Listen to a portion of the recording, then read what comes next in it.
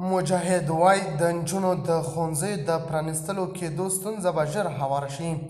افغان نجونې به زر تر زره د خپل ښوونځیو ته لاړې شي او مکتبونو دروازې به یې پر مخ خلاصې کړې شي. د خرابات ټي وي چینل درنو لیدونکو السلام، ستړي مه شئ، وخت مو بخیر. هیله لرم چې جوړ او روغ به یې. په سر کې یادونه کوم که خرابات ټي وي چینل مو نه وي سبسکرایب کړی، په درنښت سره خرابات ټي وي چینل سبسکرایب کړئ.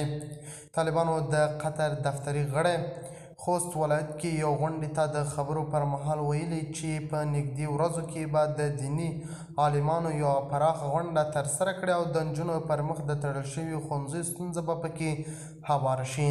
نوموړي داسې مهال دغه خبره کوي چې په هیواد کې د نجونو پر مخ د ښوونځیو تړل کېدو په کور دننه او بهر توند غبرګونونه راپورته کړي او په بار پکې له طالبانو څخه د نجونو د ښوونځیو د پرانیستلو کېدو غوښتنه شوې ده.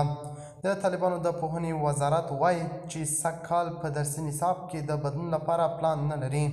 د یاد وزارت ویان عزیز احمد ریان له سپوږمۍ راډیو سره په خبرو کې هغه اوازې رد کړي چې ویل کېده سږ کال به د پوهنې وزارت په درسي نصاب کې بدلون راشي.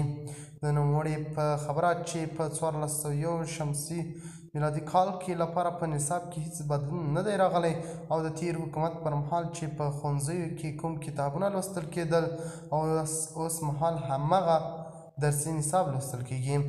ریان زیاتوي چې په راتلونکي کلونو کې به هم د کتاب د منځپانګې د ښه والي او درسي نصاب د پیاوړتیا لپاره پوره کار وکړي او هڅه به یې دا وي چې د هیواد د درسي نصاب پیاوړی کړي. پوهنې وزارت داسې مهال دغه خبره کوي چې په دې وروستیو کې یو شمېر رسنیو داسې راپورونه خپاره کړل چې پوهنې وزارت پلان لري څو سږ کال لپاره په درسي نصاب کې بدلون راولي.